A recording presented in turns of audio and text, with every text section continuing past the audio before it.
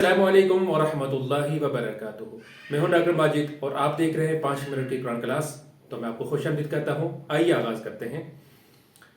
وقالو، اور انہوں نے کہا، لا تمسنا، ہرگز نہ چھوئے گی، النار، آگ، الا سوائے، ایامن، دن، معدودہ، چند، کل اتخذتم، کہہ دو کہ کیا تم نے، عند اللہ، اللہ کے پاس، عہدن، کوئی وعدہ کیا ہے، فلن یخلف اللہ، کہ ہرگز نہ خلاف کرے گا اللہ عہدہ، اپنا وعدہ، ام، کیا، تقولون، تم کہتے ہو، علی اللہ، اللہ پر، ما لا تعلمون، جو تم نہیں جانتے۔ یہ لوگ کہتے ہیں کہ ہم تو چند روز جہنم میں رہیں گے، اور سے کہو کہ تمہارے پاس اللہ کو کوئی پروانہ ہے؟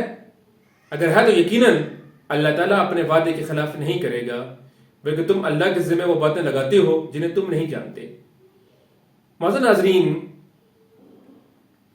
بنی اسرائیل و یہود نے اپنے طور پر یہ عقیدہ بنا دیا تھا کہ ہم تو اللہ کے لاڈلے و چہیتے ہیں، ہم جہنم میں نہیں جائیں گے، ہمارے سارے گناہ بخش دیے گئے ہیں، چھوٹے موٹے جو گناہ ہم نے کیے ہیں تو اس کی وجہ سے اگر ہم جہنم میں جائیں گے تو چند دنوں کے لیے جائیں گے اور اس کا پھر جنت میں جائیں گے۔ اب چند دنوں سے کیا مراد ہے؟ بعض نے کہا ہے کہ 7 دن، بعض نے کہا ہے 40 دن، بعض نے کہا ہے 7 سال یا 3 سال، مختلف روایات آتی ہیں۔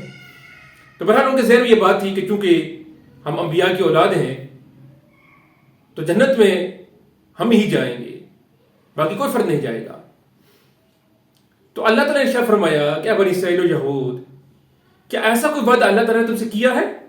ہرگز نہیں کیا، تو پھر تم ایسی کیوں باتیں اللہ کے ذمہ لگاتے ہو جو تمہیں زیر نہیں دیتی ہیں، اور من گھڑت قسم کی باتیں کر کے کہ تم اپنے آپ کو یہ سمجھتے ہو کہ ہم ہی صرف جنتی ہیں، بلکہ جنت کا جو کرائٹیریا ہے جو اللہ نے سیٹ کیا ہوا ہے وہی ہے کہ تم نیک عمل کرو، ایمان لے کے آؤ تو جنت تمہاری منتظر ہے، اگر ایمان اور عمل صالح نہیں ہے تو پھر جہنم تمہاری منتظر ہے۔